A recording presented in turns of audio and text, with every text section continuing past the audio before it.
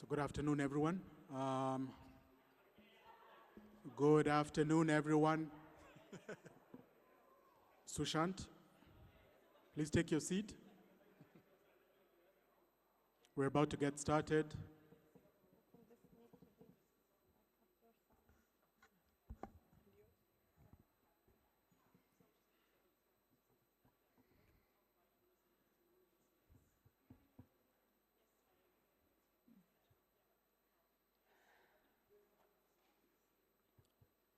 Good afternoon.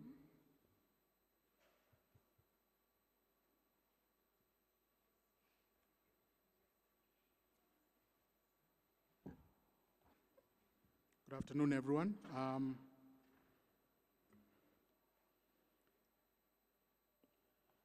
Thank you for joining this panel session this afternoon.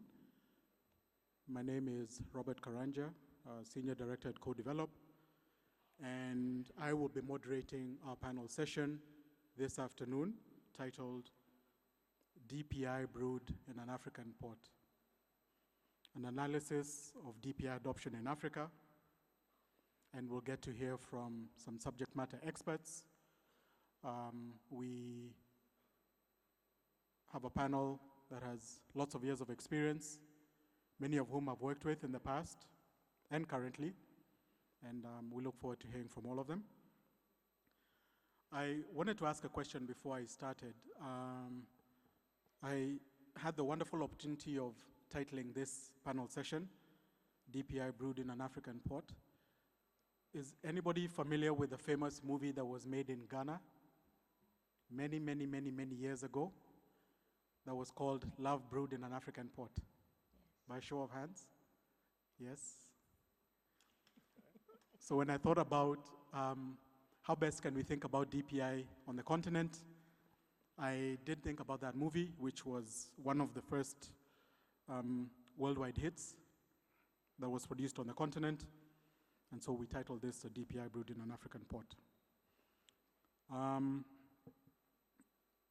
So I'll just take a seat and walk us through this session, and then we'll have introductions from all our panelists for a few minutes, quickly followed by a lightning talk that will be presented by Dr. Jane Munga, and then we will have a few questions out to the panel and hopefully close this out in good time. And I'm sorry we're starting late, but there's not much that I could do for this late start. So let me just grab my seat and we'll get started.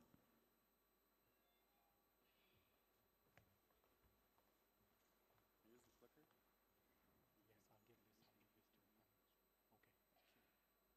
I'll give this to the panel. Okay. So, ladies and gentlemen, all protocols observed. As mentioned, my name is Robert Karanja, Senior Director at Co-Develop, and I will have my panel introduce themselves, starting from my right, going right through till the end. Sabine? Okay. Hello, my name is Sabine Mensah. I'm Deputy CEO at African Enda Foundation. And at African Enda, we believe that we should all have a universal right access to financial services in Africa. And to make that a reality, we work with governments, regulators, private sector associations to build inclusive instant payment systems at a country level or at a regional level that really enable easy access, affordable access, and payment systems that replicate more value than what you can do with cash for the 400 million plus adults that are financially excluded in Africa. So it's an honor to be here on behalf of my team. Thank you. Luke? Hello, good afternoon, everyone. My name is Luke Mate. I'm the Director for Systems Development and Support under the Office of the President for the Electronic Government Division, famously known as Smart Zambia. So at Smart Zambia, we are charged with the mandate of digital transformation for the public sector in the Republic of Zambia. Thank you. Thank you. Riham? Good afternoon, everyone. My name is Riham Awad. I work for the Ministry of Communication and Information Technology of Egypt for the past 12 years. My specialization is in digital transformation with focus area of strategies. My expertise for the past 30 years was through the government from a capacity building perspective, small and medium enterprises, and lately focused on the digital transformation. Thank you. Jane? Thank you. Good afternoon. My name is Jane Munga. I'm with the Carnegie Endowment for Africa program. The Carnegie Endowment is a think tank. We are based in Washington, D.C., but with footprints across the world. I focus on digital technologies for Africa. In particular, I try and provide new insights on how we can fast-track Africa's digital transformation. Thank you. Thank you, Jane. Magdi? Assalamu alaikum and karibu and ahlan and hello. My name is Magdi Amin. I have worked on digital issues for quite a while, and I spent about a decade at the World Bank and then IFC. Worked with Madakar at Omidyar Network on ID systems. That's probably my claim to fame. I then worked at the government of Sudan, and now I run a fund which invests in innovative tech startups in Africa called African Renaissance Ventures, and I sit on the co-develop investment committee. Thank you. I look forward to the conversation. Thank you. Alice? Thank you very much. My name is Alice Munoz. I'm with Mozilla Corporation. Mozilla has long been at the forefront of shaping responsible technology. We are the owners of one of the only independent browser, the Firefox browser, used by hundreds of millions of people. We've been advocating for a better internet, and central to this mission is the principle of openness, which we believe can play a really vital role in improving transparency and accountability, especially in DPI in the Africa region. We would like to see an ecosystem where principles and values of openness, which include diversity, diverse input, innovation, public participation, public orientation, inclusivity, trust, transparency, accountability, are prioritized. Those are the principles of openness. I am the senior director. I run Africa's program called the Africa Mradi. Mradi means program in Kiswahili. And asanteni sana. Back to you, Robert.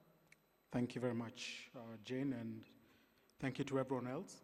So now we'll listen to a lightning talk from Dr. Jane Munga, where she will focus on some guidelines looking at digital public infrastructure, practical approach to Africa.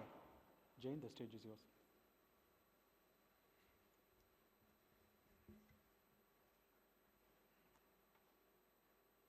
Good afternoon again. Hope you can hear me. Oh, perfect. I know I'm standing here between you and thoughts of dinner, so I'll try and be quick. So it's a pleasure again to be here and just to discuss about digital transformation, especially in the aspect of DPI. We've been hearing about DPI since morning, and it's an honor just to have an African perspective in this. When Robert asked me how I would want to invite you to come speak on this, he said the title is entitled DPI Brewed in an African Pot. And at first I was like, A lot of analogies came to my head. In Africa, we brew a lot of things. But I'll try and stick to the cleaner one. I'm going to talk a little bit about brewing tea as we talk about DPI. So welcome to my serving of a cup of tea as we also talk about DPI. Sorry, is this working? Yeah, just point it that way. Point, okay. I need a 101 starter on how do, okay, thank you, whoever did that. I don't think I did that. All right, so the first thing that I want to highlight is I've been doing a research project on DPI, an African case with practical applications for Africa within the Carnegie work we do at the Africa program. And one of the things that we've done is develop a seminar paper. It's a draft piece. And I also first want to appreciate those who have been working with me on that paper. I know Diana Sang is here and Nanjira Sambuli, so I really want to appreciate the co-authors and the other minds that have come into this. So this is an extract of that publishing, which is coming out soon. So the first thing that we've looked up when we're talking about DPI in Africa is we've been talking to policymakers and other stakeholders. And the concept of DPI-1 is growing and it's being embraced within the continent. But one thing that we are beginning to notice is every time you talk to someone about DPI, they give you a somewhat similar understanding or definition of DPI, which started raising a lot of questions in my head. What exactly is DPI? We do know that there are three pillars, those ones of ID, payments, and data exchange. But the concept itself within this, the pillars, and it being interoperable, modular, and so forth, are great things, but the definition itself is one key thing that as a continent, as we believe in deploying this, that really needs to be looked at as an approach and how African countries are embracing it. The second thing is that we have seen that within these three pillars, there's already ongoing efforts, and I think this is really key to stress on this. The pillars itself on DPI, of course, as I said before, was this on digital ID systems. When you look and you scan across the continent, in the 55 countries recognized by the UN, we find a lot of countries already having their own foundational ID systems, and now there's a big push to having this digitized. So you're now talking about a variety of 50 ID systems. And so what does that mean? So when you talk about DPI, it means different things to different people. When you approach it from an ID system, when you approach it from a digital payment system, there's a lot of digital payments already in the continent. There are those that do have the DPI concepts in them, but not many. And one of the things, there's a study done by African Nenda that has really been looking at inclusivity and DPI systems in Africa. And we continue to see the need for this to be interoperable and to be able to be instant payments across the continent. Today, if I want to send money to Egypt, I have not tried that. Maybe I'll try it before the end of the day and see how quickly that happens. But this is a common problem across the continent. And if we are talking about DPI, then we need to start having these continental frameworks. I know AU is in the room, and they're really doing some good work in trying to get some frameworks when it comes around to digital payments and digital ID. So it is a clear need for DPI, but also the governance frameworks around it. The third pillar is the most nascent one in the continent. Many countries are beginning now to put their data exchange systems into place. There are some that are leading the way. We have Ghana. I know there's some people from Uganda here. I've been reading some good case studies from there. So it's imperative, again, for me, it's just to unpack that there are already ongoing initiatives when we come to DPI, and a lot of countries then ask themselves, within these three existing pillars, and then within the DPI narrative, how do we start merging these two together? So there's a clear need of more research and more work to be done around this to ensure that what is there is already is being implemented and it's being pushed forward in the DPI narrative. Next. And here comes, now I'm serving my tea. When we talk about brewing tea, depending on where you come from, that narrative looks very different. When I first went to the US, I remember I asked for tea, and I was given a glass of iced tea, and I had never seen that in my life. I didn't even know the concept existed of iced tea. When you come from the African continent, your tea kind of looks like this, right? I see a lot of heads. Well, I don't know, maybe okay, I see some people saying that. Thank you. But in some places, you still get the black tea. Yeah. And people like that. So I'm trying to say DPI is also approaching, they're already existing. It's not a tabula rasa. There are already concepts of what digital systems look like. And depending on where you come from, someone will give you a different definition of it. So as we move forward, we need to recognize some of these elements as we brew this DPI, because we believe it's a good thing, it's digital transformation. We've been talking about digital transformation for ages, so how can we capitalize on this based on the local knowledge, and then as we move forward? I don't know if I'm the one doing this, but I keep clicking. Okay, there we go. So here is the first, we call this the preconditions for success for DPI in Africa, and there are three of them. I'll go through them real quickly. The first one that we need to recognize is that what I just said, there are already systems on the three pillars, and there are other digital systems already within the continent. So our question should be, how do we start embodying the DPI principles within these systems or applications that are already within the continent? Secondly, can we tailor to local political economies?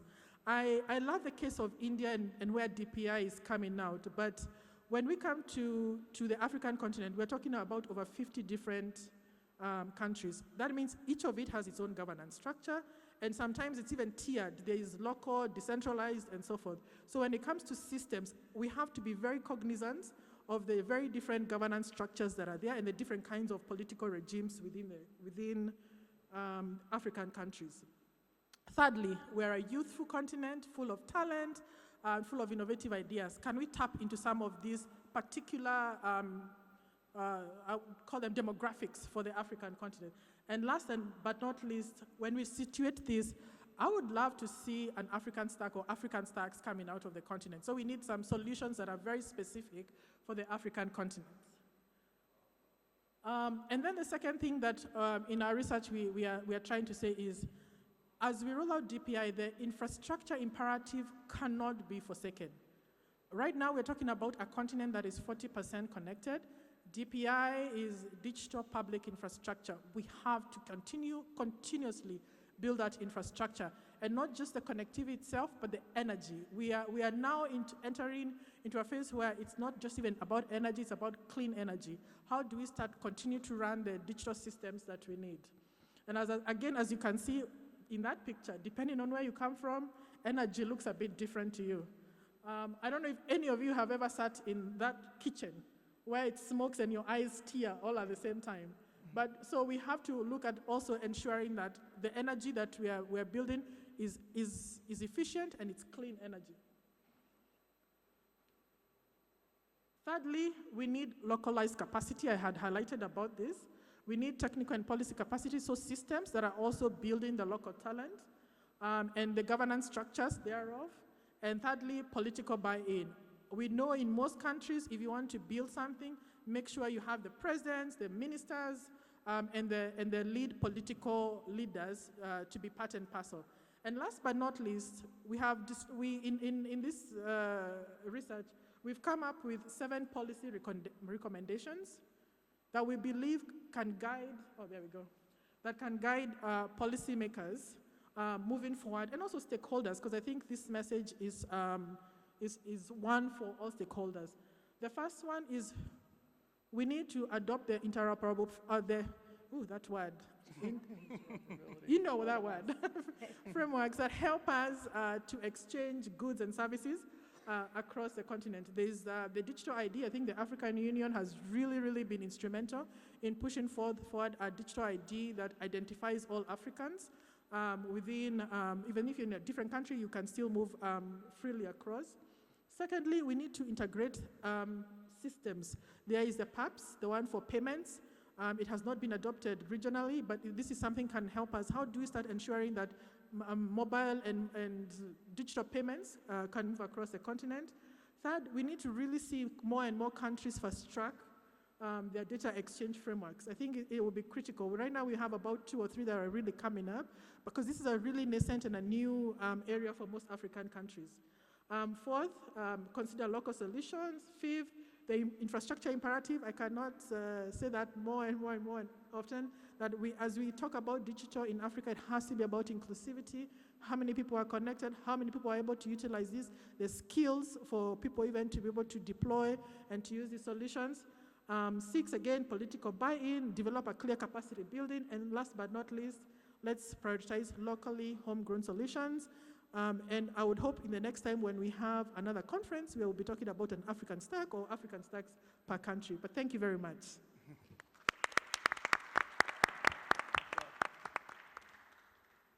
Jane, thank you very much for your lightning talk on DPI, a practical approach for Africa.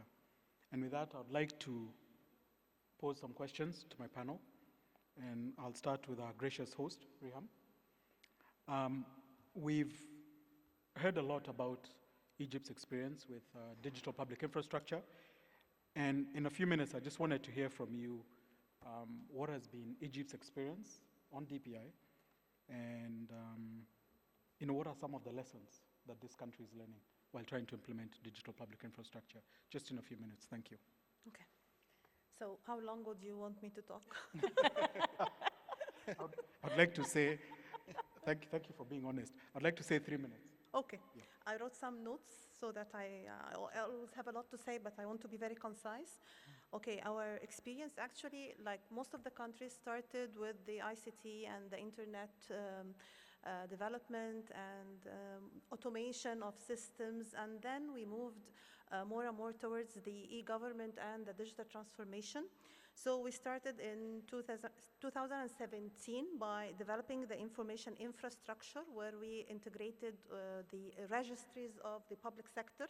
And this actually was a basic step and a fundamental one to start with, because this integration, we would build on it a lot later. After that, we started with the connectivity and the inclusion, and like to spread and propagate the internet connections and the bandwidth so that we reach everywhere and no one would be left behind.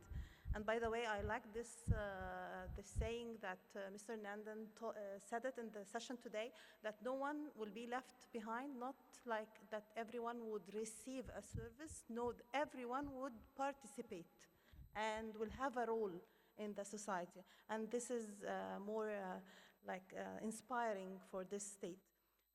Capacity building on all levels. We had capacity building programs for graduates from the universities to bridge the gap between the academic output and the input for the industry, so that we can guarantee and ensure a sustainability for the industry of the ICT. We have developed capacity building programs for the students in the schools, for the government employees. So this is for the aspect and pillar of the capacity building. GovStack, of course, and the standardization of the components, the common components and the building blocks of the digital transformation. Egypt joined the GovStack Society 2.5 years ago, and we are heavily participating within the development and the technical specs. On the legislative framework, which is very important and critical actually also to ensure the sustainability of the digital transformation, we started with the personal information law, and now we are getting ready for the law for exchange of data between the public sector and the administration data. On the institutionalization level, we established DTUs, the digital transformation units inside every and each government entity and ministry, so that they would be decentralized under a centralized management for the transformation. The Supreme Council for Digital Society. We have this assignment from the president, and this is another aspect that is very important, that our processes and development work is gaining the support of the highest level in the country, the president himself. So we have an assignment to revamp all of the applications and processes of the government ministries and affiliations.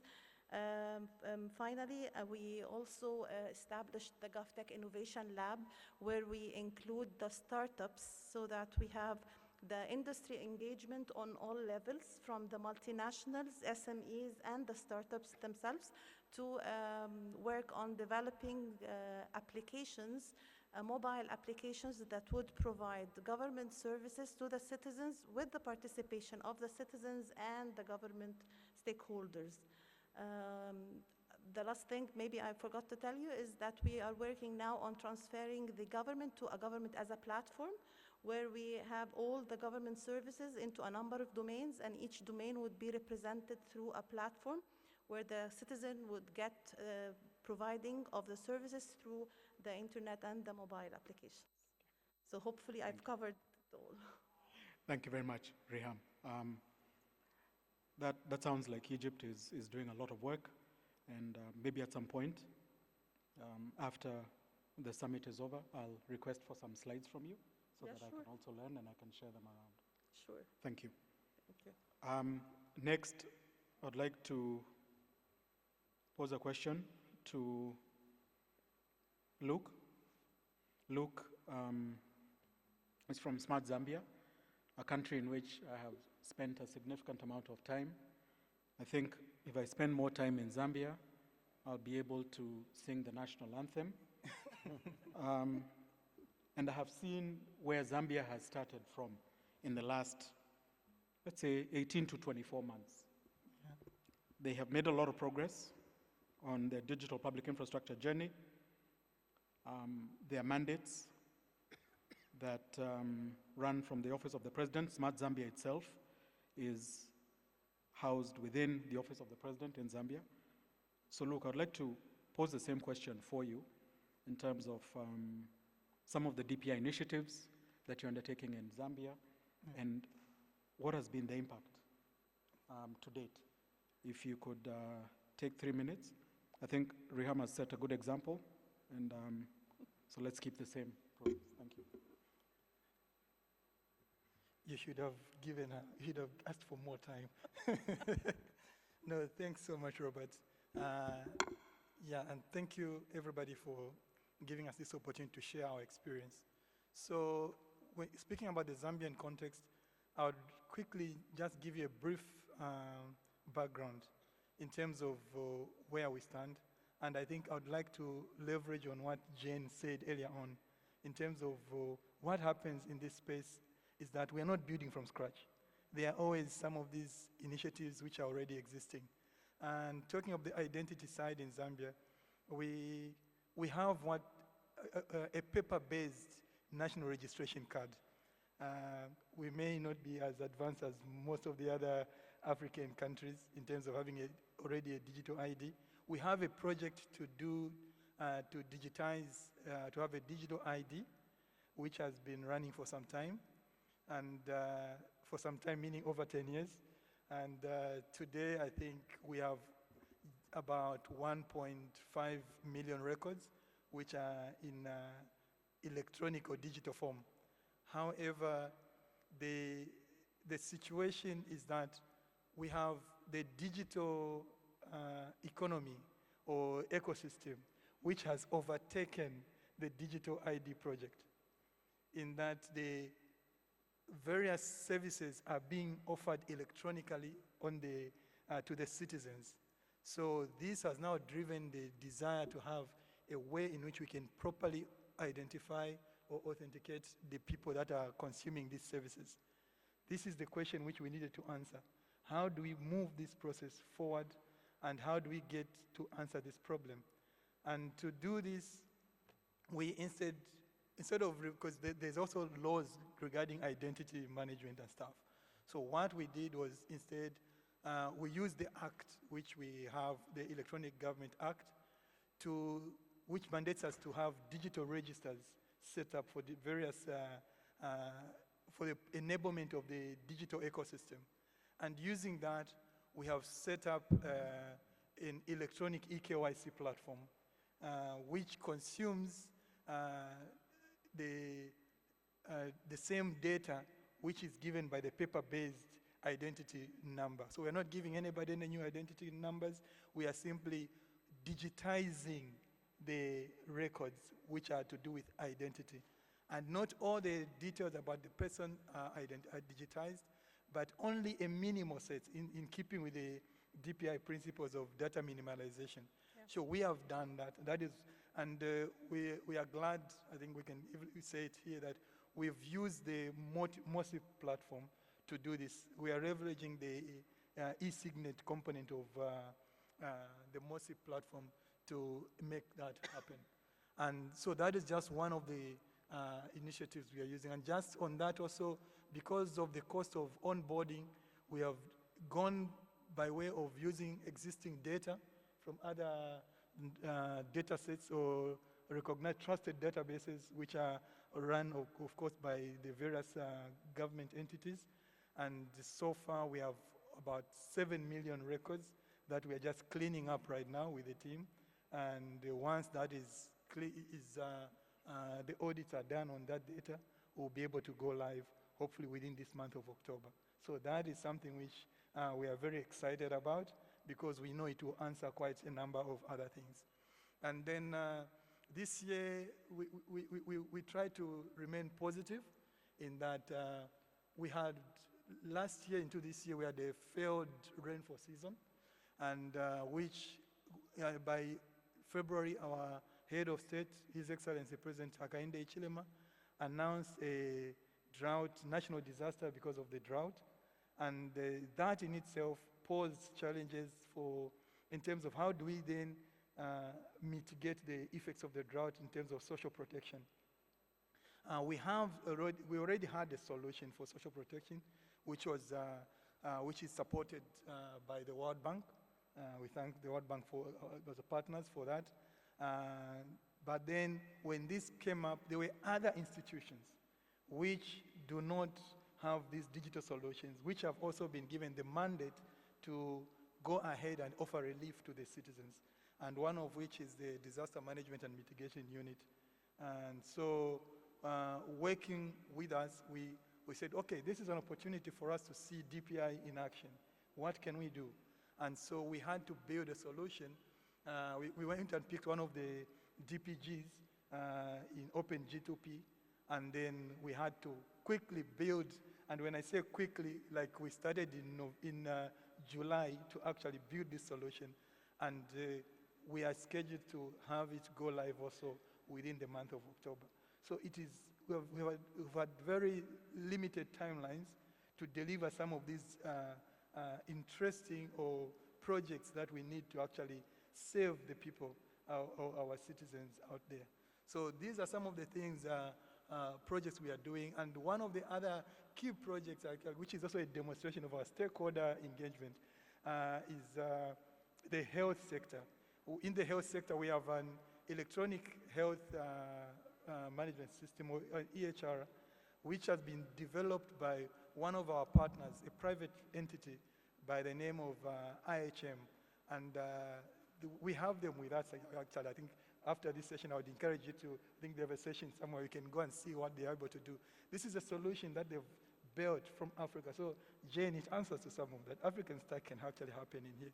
So we have that solution. What we have done with that is, because their focus is on the health side, we've had to integrate the identity solution, the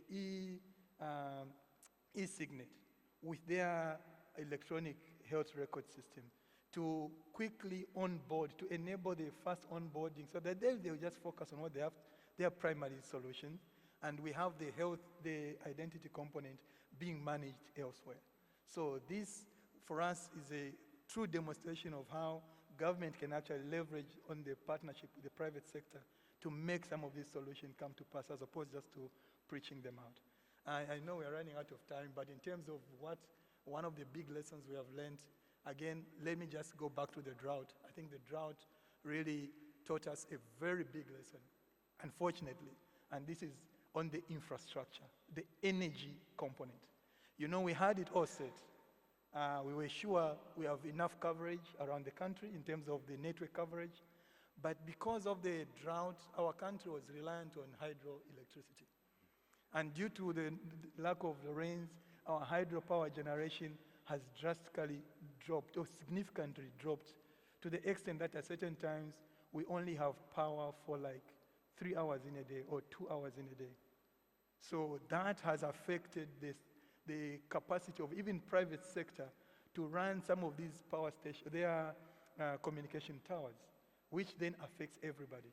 So now that is when now everybody is trying to look at what are the sustainable energy sources that we can actually do, which we can have to ensure that beyond just digitizing, the ecosystem can still be sustained when some of this power, the reliable power we are looking at, is removed. So Robert, with that, I'll take my rest. Thank you. Thank you. Thank you, Luke. And I know Zambia has also been one of the first countries on the continent to roll out Starlink connectivity via the public sector. So I'll not ask you to speak about it because I know it's available. We can Google it. So I'll move on to my next panelist. Thank you. I'll shift gears slightly, and Alice, I'm going to bring you on. You've had a front row seat to policy development on this continent for many years, and also making recommendations both to government and private sector. And although Africa has been learning from a lot of DPI exemplar countries, including India and Brazil, what are some of the key policy recommendations you think are important in unlocking or fully unlocking the benefits of DPI from an Afrocentric perspective? Thank you. Thank you for that question, and thank you to the other panelists and to Jane for that lightning talk where you started by reminding us that much of what is described by DPI right now actually emanated from digital IDs and, fintech generally. And we do know that from a policy perspective and regulatory perspective, those two have had challenges. There's the good and the bad, and there's been quite a lot of challenges around policy and regulation. So discussions around DPI right now seem to underline expectations of inclusivity, safety, resiliency. I've had accountability being mentioned, transparency. The one word I haven't had being mentioned very often is trust in the design of such interventions. However, the interpretations of these principles or these values and the assessment of their satisfaction tends to largely rest on domestic implementing agencies, often without independent regulatory oversight. Like, what does that really mean, especially in the African context? And this has often proved a pain point for our citizens. When you look at Kenya, for example, and how difficult it is to get ID cards, even just physical ID cards, and we're rushing African governments to get into digital ID, and yet we haven't even reached the point where every person in the African continent has an ID, let alone, forget the African continent, even just Kenya, one country. We still have issues just issuing physical IDs. So most of these projects also tend to have government acting as a promoter and endorser of DPI, but its ownership lies with separate industry-owned corporate entities. A good example is our own citizen portal. It is a conglomerate of different private sector companies that are providing that, with the government itself not being a major stakeholder. So what does that say about our data and where it lies and how it's used, and responsibilities placed on the data controllers and the data processors. And there's also the issue of ownership of the digital infrastructure itself. It tends to rest in private companies with a public purpose. So the assumption is, because it's companies with a public purpose, that it's non-profit, implying that any profit that is gained from these activities or this DPI approach is plowed back and invested back to that. But is that really what is happening? And is there a danger that, once again, we come back to where our data is being taken out of our own countries and we cannot access it? So from a policy perspective, keeping a check on incentives, especially the shareholders of some of these companies that provide DPI facilities, is extremely important. And to also facilitates better decision-making and flexibility in recruitment and also procurement processes, and compared to, of course, government-run setups. But also this approach raises various competition and governance concerns. So yes, we should aim to break the silos that lock in specific networks, for example, those run by large e-commerce marketplaces, and instead facilitate interoperability, that hard word, and competition in the process. But then again, I ask myself, can such competition-inducing interventions also end up harming competition due to infrastructure monopolies? Because we know that in Africa, we don't have that level of infrastructure to handle that kind of data, so we are still reliant on foreign-based infrastructure organization. So these choices that have to be made by governments have really difficult choices to make here, tend to point to the emergence of an alternative big tech, literally reminding us again of what we have been dealing with big tech, although there's two different points. And they're designed to capture the state-backed monopoly of this infrastructure, their data aggregation advantages, the gatekeeping functions, control over technical standards. And so some concerns are raised about big tech, even though the two groups have different objectives in terms of business objectives. So from my point of view, and from Mozilla and my point of view, digital infrastructure operators nowadays, we are labeling them national information utilities in the spirit of DPI. But they are natural monopolies, actually, to be honest, and due to the so-called upfront sunk cost, economic of scales, network externalities from a surrounding ecosystem. And of course, the concerns about the privacy and the private ownership, but also the lack of suitable competition, governance and accountability, and safeguards, particularly in the light of these new power structures and these new monopolies. So instead of assuming the public spiritedness and pro-competitiveness outcomes of DPI, these features have to be appropriately demonstrated in law and practice, so in regulation, in policy, and practice. And the responsibility of making these steps lies upon all of us in the multi-stakeholder model, so in domestic agencies, but also in part international agencies that are pushing, and the donor community that are pushing and fueling this global rush for DPI. For us, public goods should create should be open, accessible, shared resources at all levels, especially where cost, scarcity, privacy lock-in pose the greatest barrier to public participation. And public orientation should also center people and communities, especially those most underserved, by market-led capitalism development. And also public use should be prioritized. Applications, they should be prioritized in the public interest, especially those that are neglected by commercial incentives like rural areas, refugees, and all of that. So I would advocate from a policy perspective, applying the principles of openness.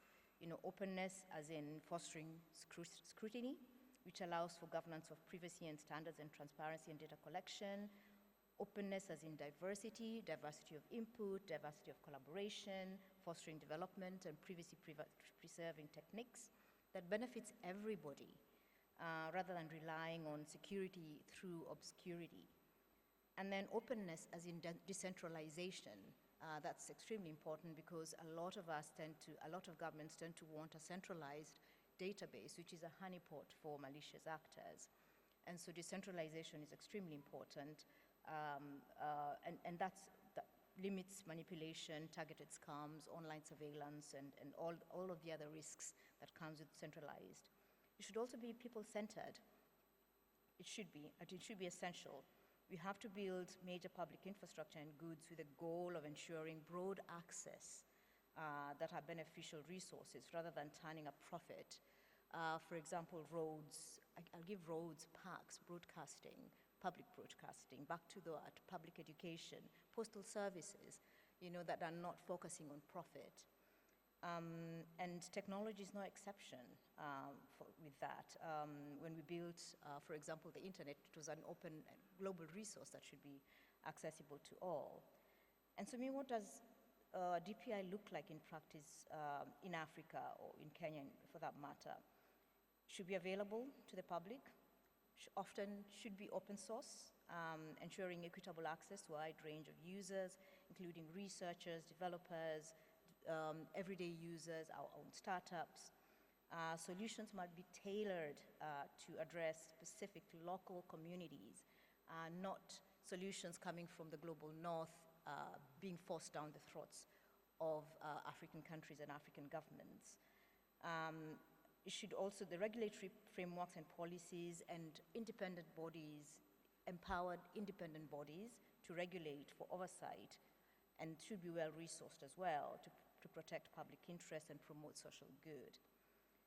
And collaboration should be the currency. Open source must win, and collaboration should be the currency amongst different stakeholders. So the multi-stakeholder model is extremely important. And then educational materials and resources to help the public understand and engage, and especially promoting digital literacy and informed participation in this new so-called DPI ecosystem. Thank you, Robert. Thank you very much, Yeah. Alice.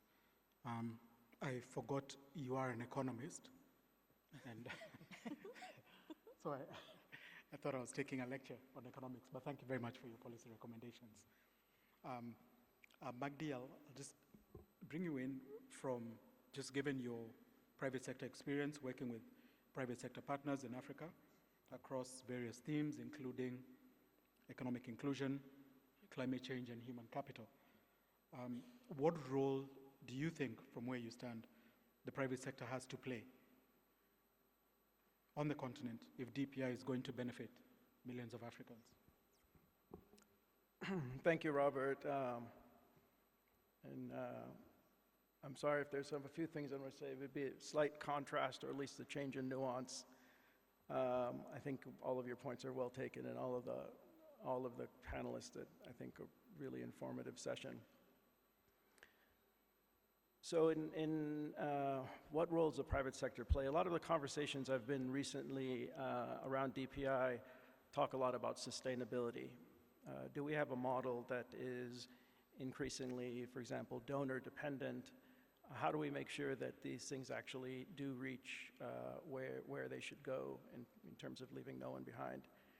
And if you think of the role of the private sector, it's really in innovation, scale, and sustainability. And the context is important. And yes, I believe that there is an extremely strong and important role for the government to be delivering the infrastructure. The reality in Africa is that governments have failed to deliver this infrastructure. Half of the continent is not grid connected. It does not have reliable access to power. We'll have the largest working age population in the world by 2050. The most rapid urbanization in the world, and governments have a hard time keeping up. The private sector is who's delivering the scale and innovation required to reach populations and can be doing a better job. But if you look at companies like, Flutterwave has reached, there's 30 currencies over it, 20 million API calls per day, and that's one company. Everybody knows about M-Pesa and the difficulties now, and almost a market position that becomes a bit difficult.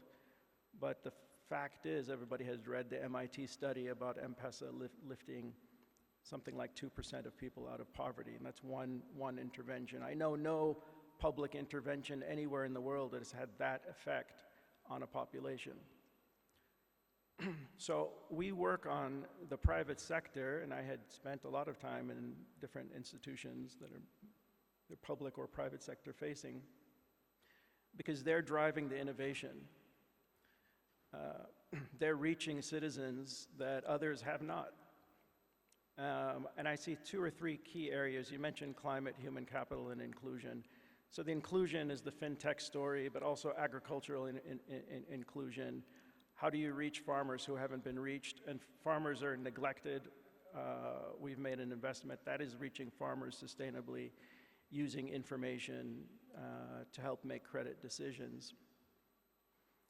But in terms of human capital, I point to healthcare. 20% of the global disease burden is in Africa, but only 1% of the data used to make healthcare decisions is African data.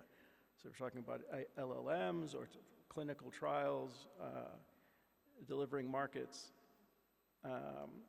We have a startup that is working on putting together and structuring that data because frankly, it just does not exist. And so out of the necessity, innovation in Africa by the private sector is often driven by necessity, but the fact that those gaps remain. So how would we think about going forward in a model where we do want to see more public infrastructure, digital public infrastructure with the right values embedded, the right safeguards embedded? I think practically, I was speaking to a couple of the companies we were speaking to in Tanzania, who are, of course, TIPS is there, and it still needs some work, but they're in the payment space, so I kind of wonder, how do they think about TIPS? Is it a threat? How do they build on it? How do they make it more part of how they're sustainable? For them, it's great, because if TIPS lowers the transaction costs of low-value transactions, more people will use it in rural areas. But we said, well, what do you need to make it really more scalable? They would love to see the QR code, TAN QR, being developed so that merchants are actually accepting digital payments. Therefore, people have the reason to keep money on their wallets, which then makes them more sustainable, but also makes digital transactions more widespread, which then further lowers the cost, allowing them to expand their businesses. That's what's going to drive sustainability. It's scalability and profitability and some revenue share coming back to the government to make sure that TIPS is continuously updated and funded. So I don't think we can look at the private sector as the sort of bad guy or the good guy or whatever. If we want these things to scale and reach no one left behind, we have to be working with the private sector, especially in Africa, where so many gaps have been left by the governments. And I worked in government for a while, and I know that resources are extremely scarce.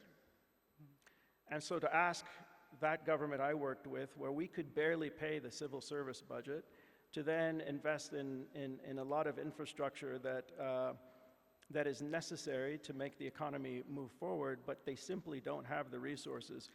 They have no choice but to leverage the private sector and to put in place guidance and regulation. And in here, I think the role of all of us as stakeholders, especially civil society, to build local centers of capacity in Africa that can help shape the dialogue locally that then frames the kind of innovation needed in a place where, frankly, it is not going to be top-down government-driven. The resources aren't there.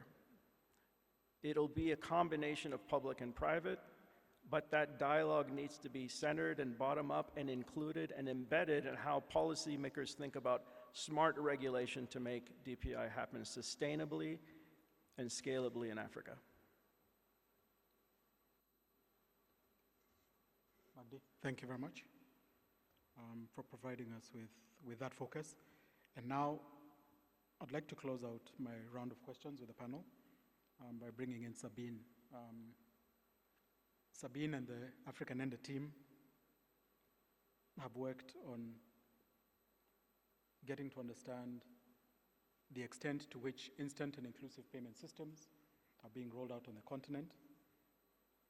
African Ender produces an annual report of the status of instant and inclusive payment systems. And I'm very excited to announce that next month, you'll be launching the 2024 report. And I'm sure there's been a lot of changes since we last looked at the 2023 report. So payment systems are slowly evolving across the continent. And if you could kindly share, maybe not from the new report so that you don't leak any information, but from the past report, any key lessons on what's happening with instant and inclusive payment systems. If you could take a few minutes just to walk us through that, tell us a bit about your work at African Ender, and then we'll close out this session so that we can send everyone for dinner. Thank you.